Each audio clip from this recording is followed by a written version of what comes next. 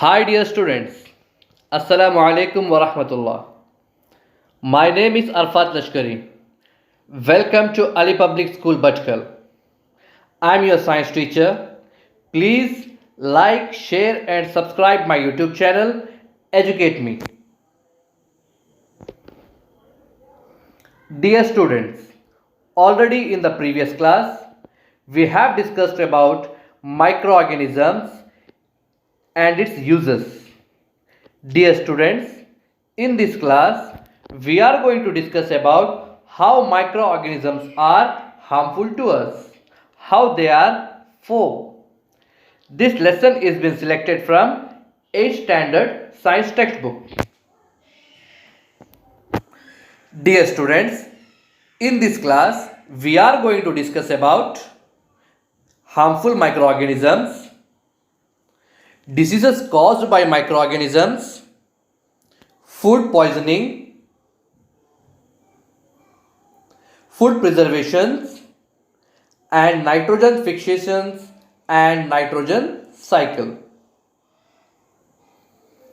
So dear students, at the end of this lesson, you all will be able to identify harmful microorganisms, distinguish between plant and animal diseases caused by microorganisms, describe the various methods of food preservations, explain nitrogen cycle. Harmful microorganisms. Dear students, microorganisms are harmful in many ways. Some of the microorganisms cause diseases in human beings, plants and animals. And dear students, such disease causing microorganisms are called pathogens. Yes dear students, these are called pathogens. So pathogens are those microorganisms that are reason to cause any disease. It may be in human beings, plants or animals. Now dear students, let us try to understand disease causing microorganisms in humans. I mean to say how these pathogens enter our body. Dear students, remember pathogens means nothing different. Those are microorganisms itself like bacteria, virus, fungus, protozoans, etc. So among these pathogens, among these microorganisms, there are some which can cause disease in humans and animals. For that reason they are called as pathogens. Now let us look at how pathogens enter our body. Look at this picture dear students. Here you can see a fly picks up. Here a fly picks up the fecal matter, the feces, a dirty matter, and it brings up into the food. You can see here. It picks up and brings into the food. And what happens? Fly transfers pathogen to this food. Now already food contains some pathogen. When human being eat it, the pathogen will be transferred into the food, into the human being, and thus that pathogen will become reason to cause sickness in the human being. Now dear students, let us try to see how these pathogens, how these diseases, microbial diseases are transmitted from one person to another person. Dear students, there are various methods by which microbial diseases can transfer from one person to another person. For example, number one, you can see by contact. It may be direct contact or indirect contact. So if a infected person come in contact with healthy person, the microorganisms may transfer from harmful person to healthy person, and thus microorganism will transfer into healthy person and start to cause particular disease. Got knowledge? In the same way, droplets you can see and air. How these become reason? For example, my dear students, when a person suffering from common cold sneezes, find droplets. Yes, find droplets from his mouth of moisture carrying thousands of virus because he is suffering from common cold. So thousands of virus will spread in the air. Where it spreads? Spread in the air. And this virus through air, it may enter into the body of healthy person. Then what happens? The healthy person will, while breathing, the virus enter into the healthy person's body and it start to cause infection. So it is very dangerous. So dear students, whenever if somebody is ill health, if he is suffering from common cold or he is having sneezing, he should cover his face with kerchief or hand. Okay, my dear students. Okay. And next, the one more method how this microbial disease can spread is by vectors. Can you see this? Vectors. Vectors. What is this vector mean, my dear students? Can you see this mosquito? Yes. Vectors means any insect, bird or animal which become the reason to transfer microbes from unhealthy person to healthy person or from any dirt. Yes, so these are called vectors. They are the agents to transfer the diseases. So this is about how the microbial disease can transfer. I hope you have understood this. So dear students, as we learnt already, there are several ways the diseases can transfer from one person to another person. So this type of diseases are called as, you can see here, communicable diseases. Please note down the definition. It is very important. Microbial diseases that can spread from an infected person to a healthy person through air, water, food or physical contact are called as communicable diseases. Or in other words, students, you may say the diseases which spread from unhealthy person to healthy person through water, air, food or physical contact are known as communicable diseases. Among those diseases, my dear students, tuberculosis is one among them. Chickenpox is one among them. Common cold is also one among them. So not only these, there are so many other diseases, my dear students, which can spread from one person to another person. For example, you know tuberculosis, it is a bacterial disease. It can transfer from air. And for example, I told you about chickenpox. Chickenpox is caused by virus. It also can spread through air or contact. Contact means by touch. Or you know, I told about common cold. Common cold also, it can be transferred from one person to another person. As I told you, when a person sneezes, it may happen. Likewise, malaria, hepatitis A, cholera, typhoid, chickenpox, polio, all these can be transferred from one person to another person. Because of this reason, these diseases are called as communicable diseases. Or one more word I would like to use, infectious diseases. Clear? Okay, we will move forward.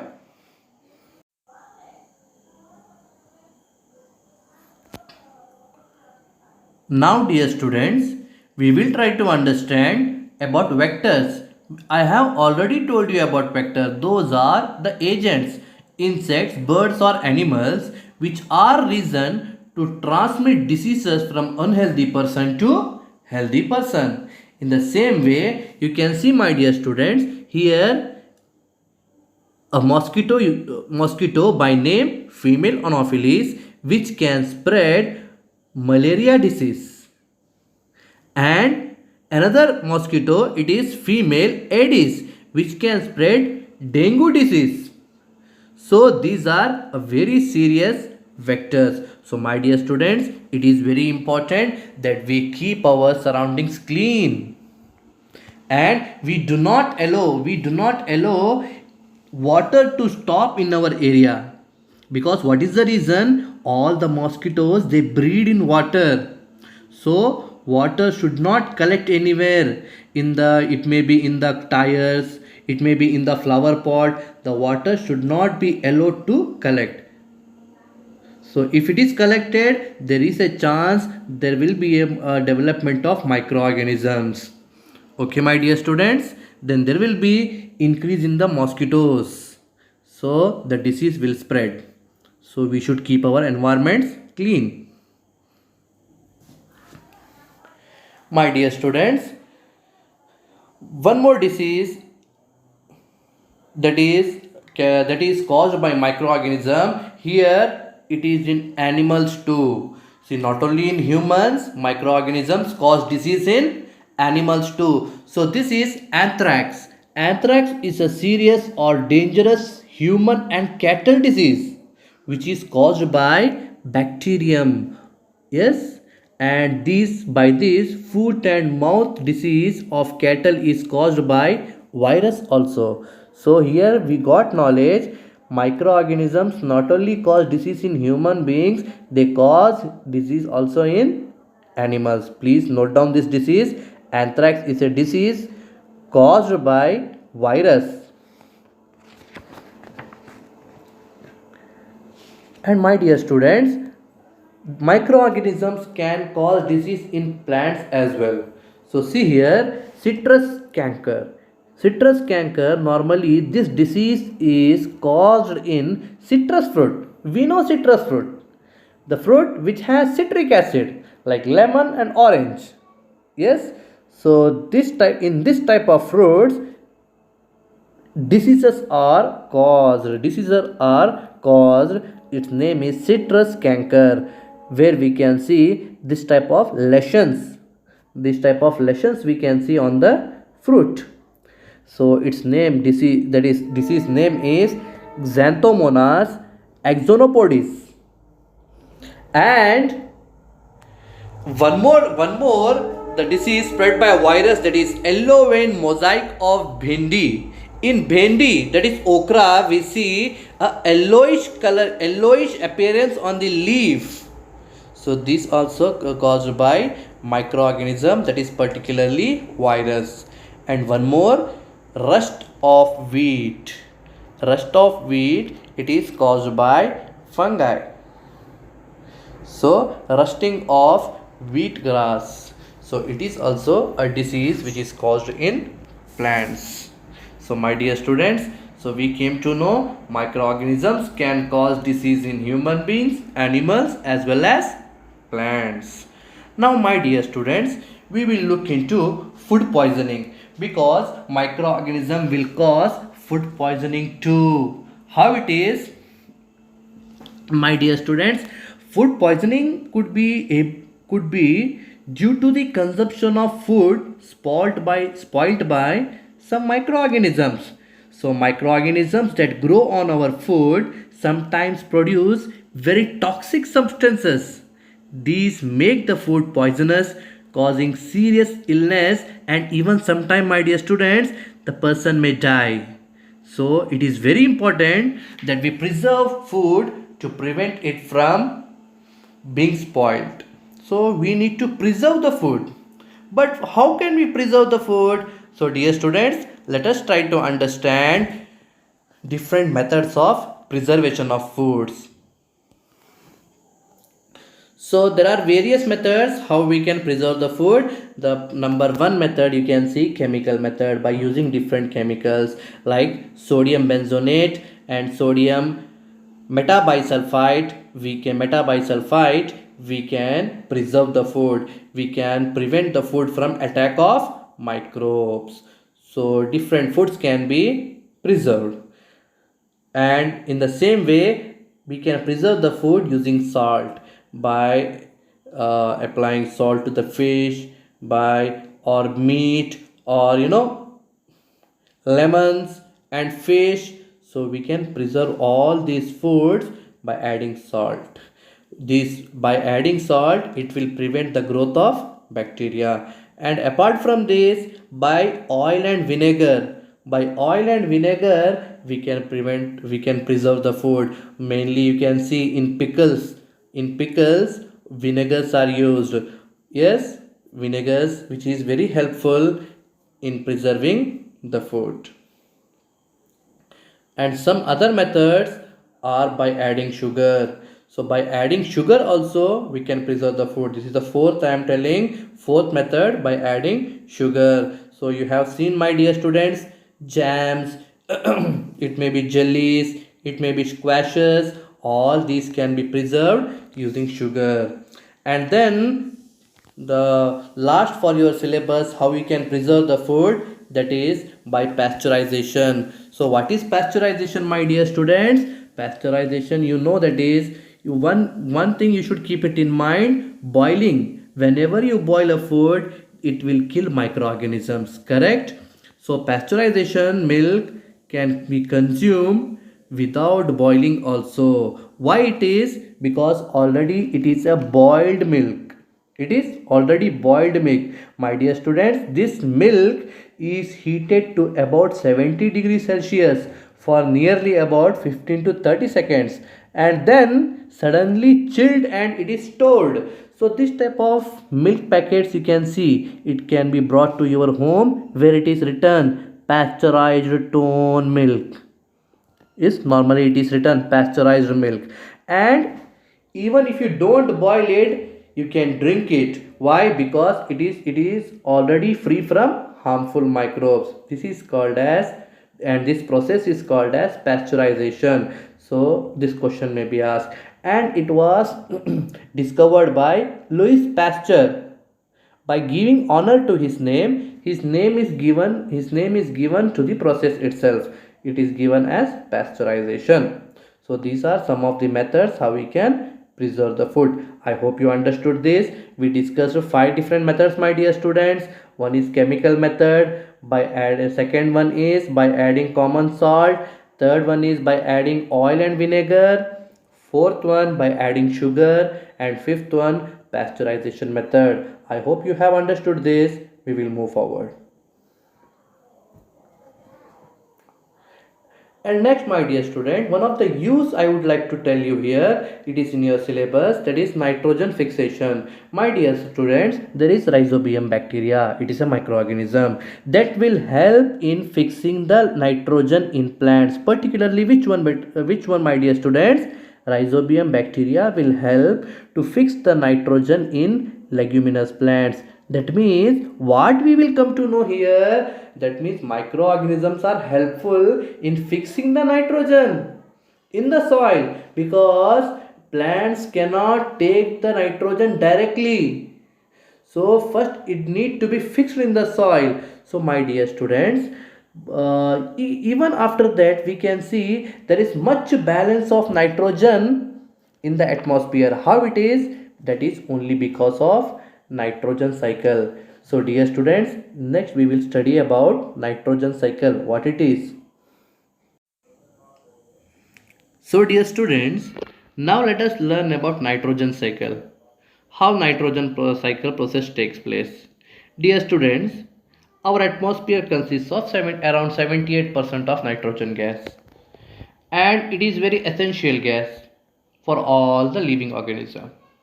And we should know the atmospheric nitrogen cannot be taken directly by plant or animal. So who does this? How the plants will take nitrogen then? So dear students, point number 1, there are certain bacteria and blue green algae, so which are present in the soil. They fix the nitrogen from the atmosphere and convert it into compounds of nitrogen. Yes, they will convert it into compounds of nitrogen. And once the nitrogen is converted into these usable compounds, it can be utilized by plants from from the soil through their root system, and then nitrogen is used for synthesis of plant protein and other compounds. Then what happens when these plants are eaten by animals? Yes, plants, like animals, like cow it may be. When these plants are eaten by animals, these proteins and other nitrogen compounds are transferred, get into these animals. And what happens, and someday when these animals die due to action of bacteria and fungus, they convert the nitrogenous waste into nitrogenous compound, which is to be used by plants again.